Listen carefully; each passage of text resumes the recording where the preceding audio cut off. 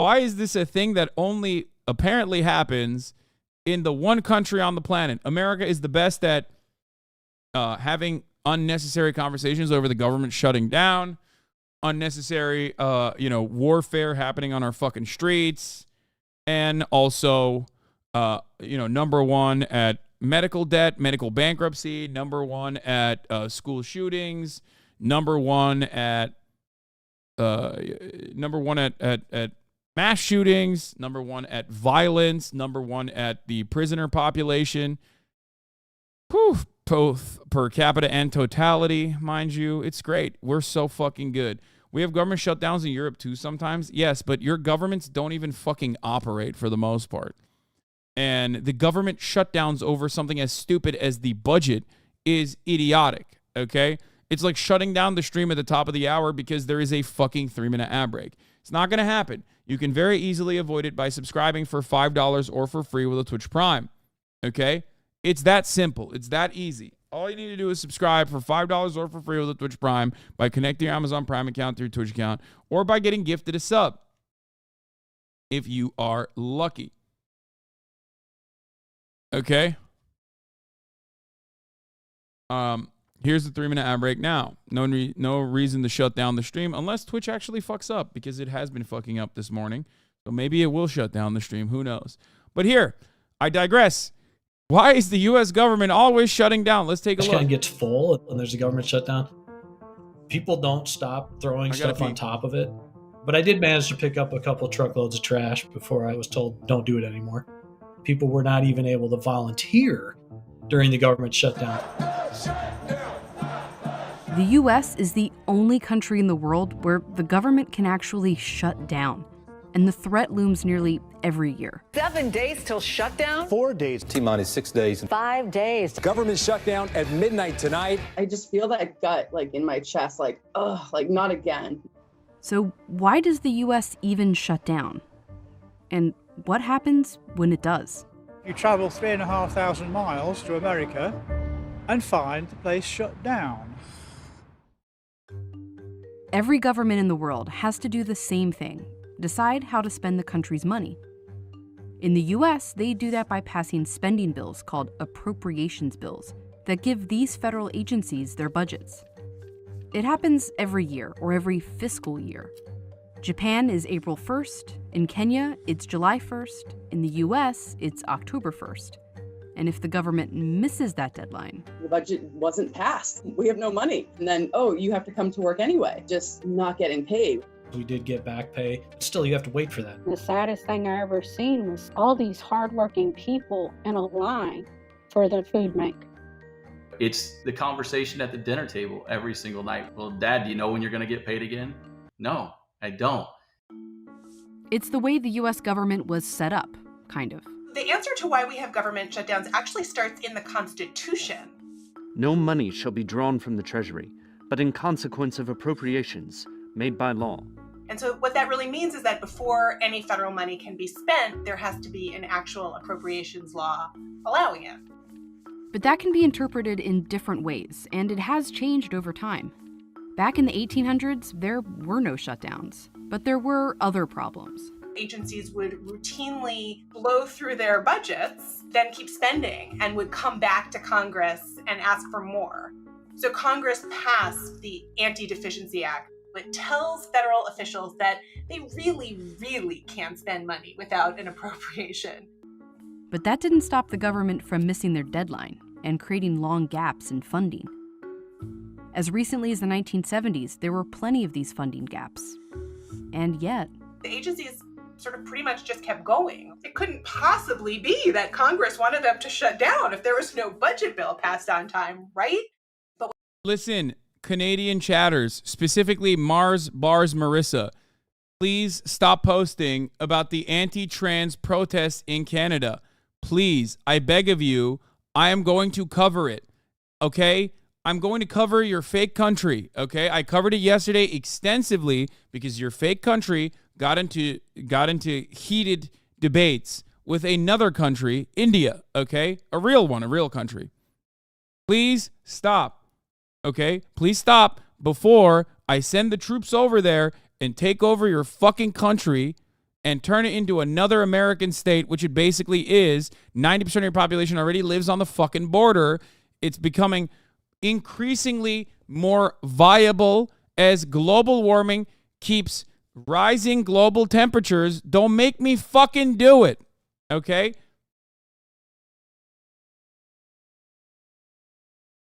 I covered Canada extensively, only talks about India. Yeah, because what the fuck am I going to talk about with Canada, man? It's like America Light. It's Diet America with European characteristics.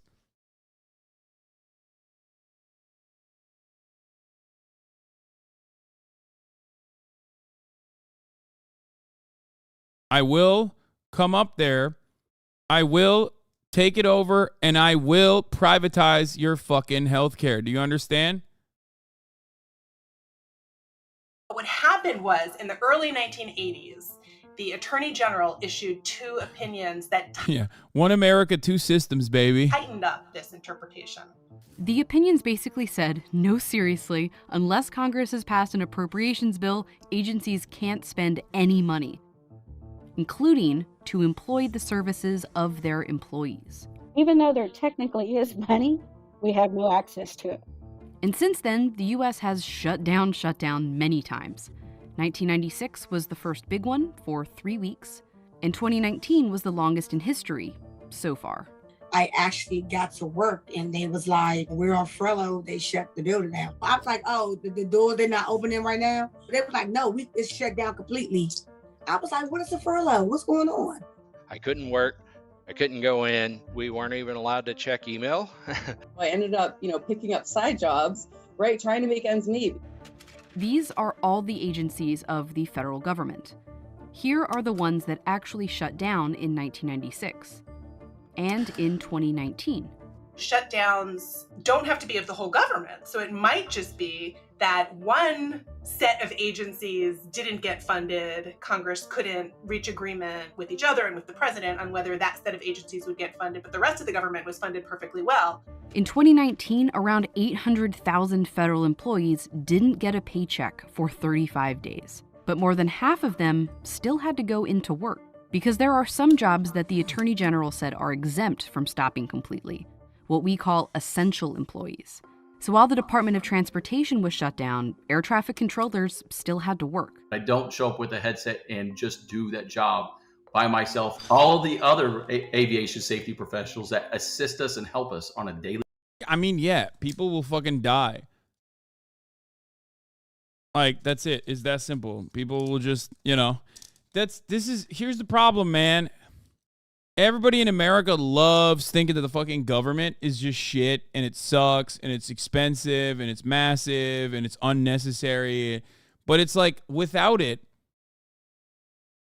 you're dead, okay? Without it, you're literally dead. There are so many parts of the government and so many parts that are contracted by the government that we have basically turned invisible through our hyper-individualist mentality.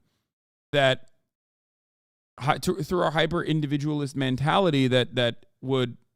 we just take for granted simply, because it works every single fucking day. Now, what do I mean by this? A great example of this is the railroad, the freight trains, right? Like the not the public transit railroads, which are also very important, but railroads in general that carry freight trains that carry chemicals that are a necessity for survival. It's like this kind of stuff is just completely taken for granted because all matter of collective action, like collectivization, all matter of like people working alongside one another to make all this stuff work is turned invisible by these psychotic hyper-individualistic, reactionary weirdos in government. Okay? It's so dumb. It's so silly. Like, yeah, the government is expensive. It's expansive and it's massive. It has awesome powers and it needs to exist, okay? That's why whenever people yell at me and they talk about like taxes, for example, like Hasan, don't you get mad that like you're paying European taxes. I'm in the highest tax bracket in the state of California where there's 13% income tax. All of my money as a 1099 employee, which is, the highest form of contractor pay that you can get from a company like Amazon. I'm a 1099 employee. I'm a contracted Amazon employee, right?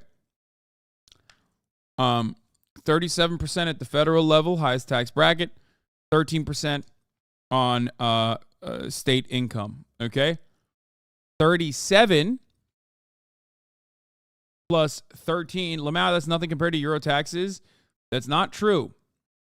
What you're saying is simply untrue, okay? It's not true.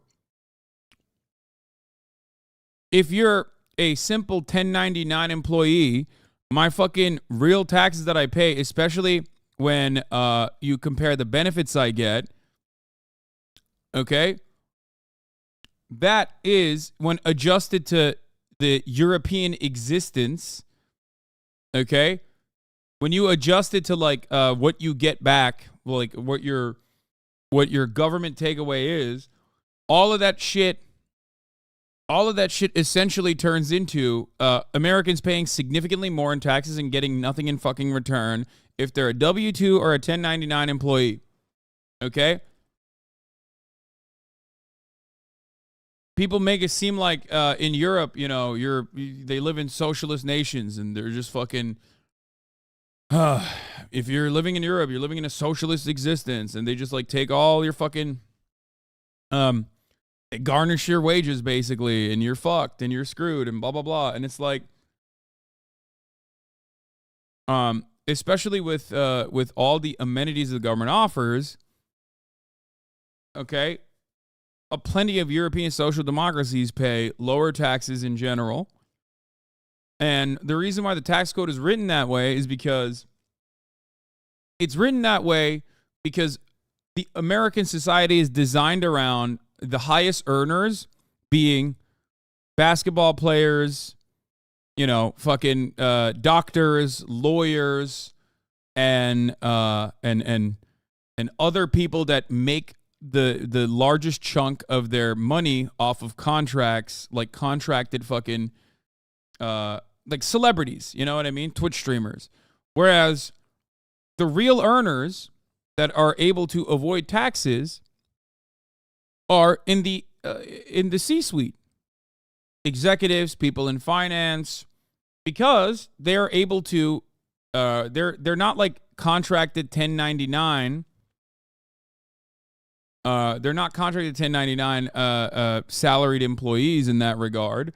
It's like a tiny marginal percentage of their actual salary comes from a W-2 salary, right? Most of their money is tied to their motherfucking stocks. High value stock homes options, their stock performance, their portfolio, which they can easily, oftentimes, draw credit against. Okay? So ultimately, the American tax system is basically designed to tax someone like LeBron James and not the motherfucker who owns the team. Do you understand? That's how it works. Now, having said all of that, when people say, dude, what the fuck? What are you doing? Like, don't you hate when you're paying taxes? Like a lot of that is going to war and bombing brown children or whatever. Yeah. That part sucks. A lot of my local taxes go directly into the pockets of the police force that ain't doing their fucking jobs anyway. A lot of my, a lot of the federal taxes are going directly into the pocket of the military-industrial complex, subsidies for mega corporations. Anyway, but there is still a massive lump of that money that goes into things like schools, roads, public transportation, even though there is not a lot, infrastructure spending, things like that still get funded, and that is important, and that needs to exist. That's why I don't mind paying taxes. So that's something to understand. You're missing the point I'm trying to make. You said, no, dude, all those famous celebrities get called out time after time for tax evading. I'm not talking about people who engage in tax evasion. I'm talking about like how tax code is written. When you write tax code, you're supposed to hit every income bracket, okay? And you're supposed to hit every kind of compensation structure. Whereas in the United States of America, compensation structure is very limited. Like the taxes that we've been able to write in our code is specifically limited to earners, okay? Waged employees. If you are making money off of capital gains, if you are a capitalist, okay, then your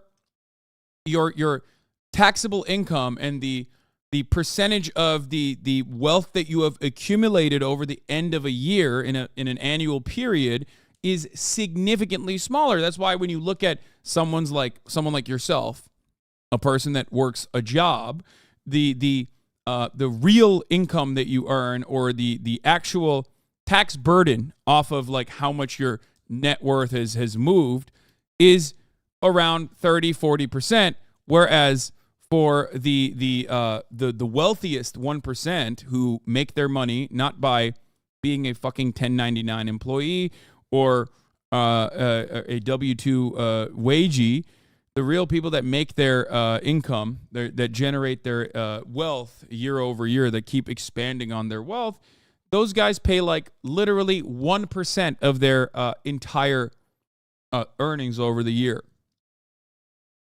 Yes, long-term held stock is capped at 15%, and that is by design. Okay? That's it. That is by design. A major part of, for example, a major part of the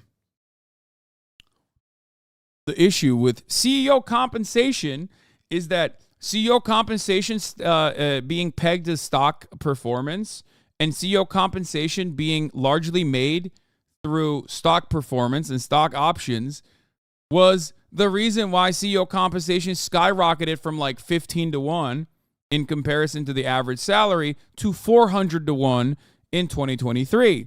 That is directly a consequence of the CEO compensation structure changing to what I just mentioned to you. Okay?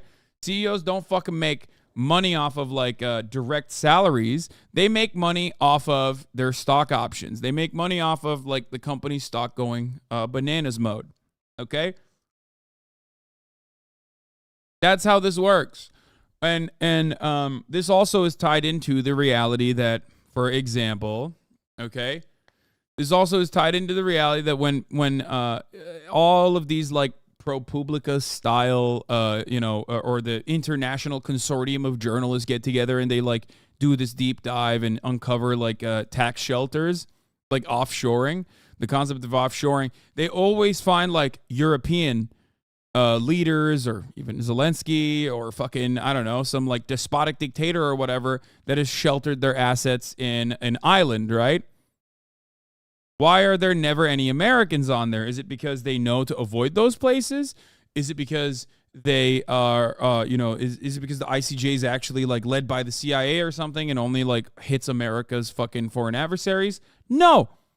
I love a good conspiracy about America being fucking bad and the CIA being involved in shit, but the major reason as to why you never see American fucking names on there is because Americans don't have to go to the Cayman Islands. They can go to Delaware. They can go to South Dakota. They can go to America to shelter their fucking assets because America is one gigantic tax haven. That's how this shit works. Why in the ever-loving fuck would you have to like move your assets offshore to hide them from government scrutiny when you can just legally do that here under the existing tax code? Okay? That's it.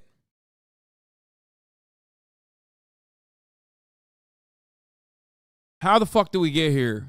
Oh, I was talking about how important it is that the government still operates regardless.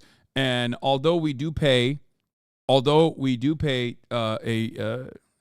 ton of taxes as American citizens in comparison to our European counterparts, with not many amenities being offered to us, there's still plenty of things that we take for granted that absolutely just has to work for you to continue existing in the way that you do.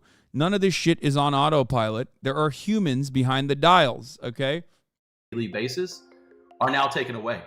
Homeland Security shut down, but TSA workers still had to show up without pay. We're one of the lowest paid agencies. Not receiving a check every 2 weeks was hard. People were on the floor with smiling, greeting everyone. Behind closed doors in the break room, you had people breaking down. National parks lost millions in entry fees. Wildfire mitigation projects were delayed. Immigration court hearings backlogged. And there were thousands of contractors that worked with all of these agencies who were also affected. If you were just working on a contract with a company, you did not get back pay at all. My son had chronic asthma, couldn't afford his medicine. I felt like I was disappointed in them, and it wasn't even my fault.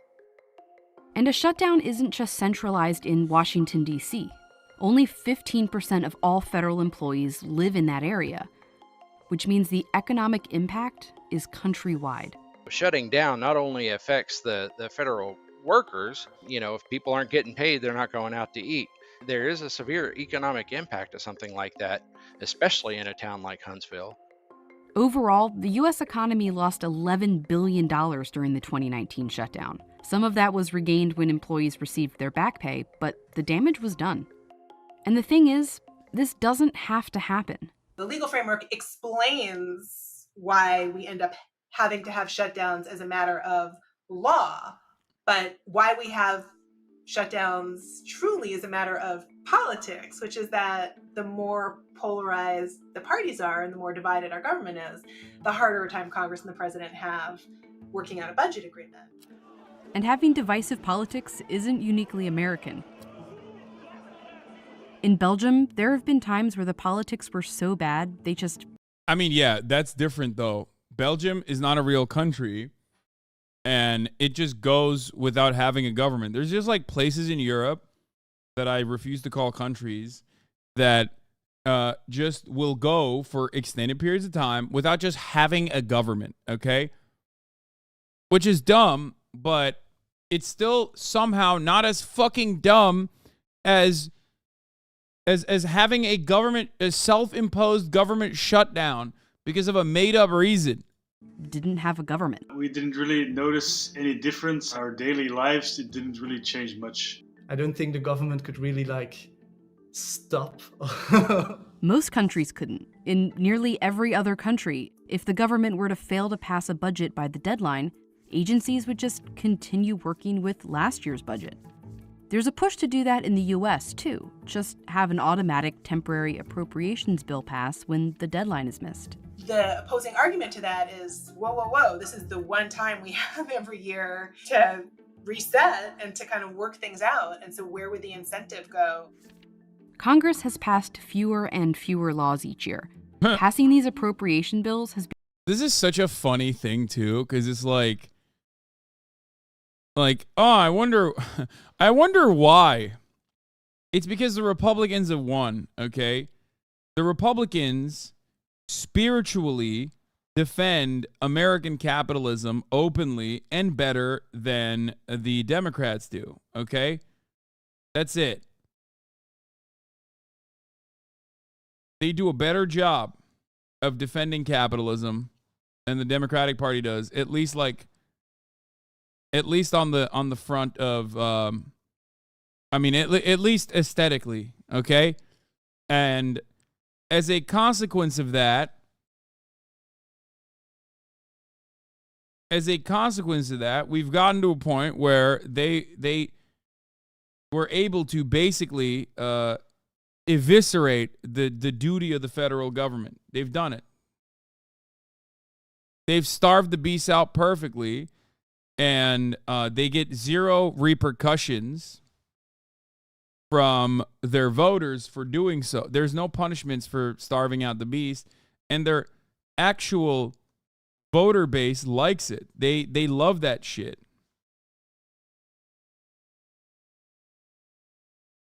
They personally love that shit. So what are you supposed to do? Become the one time they're kind of forced to agree on something.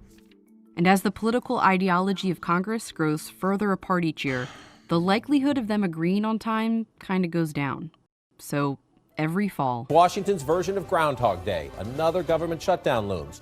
We are caught as pawns. Pawns in an ultimate game as a federal employee in a conversation that has nothing to do with us. We're not like going to work, like increasing the profit of a CEO. Like we're doing public services and now I'm not getting a paycheck. It's crazy.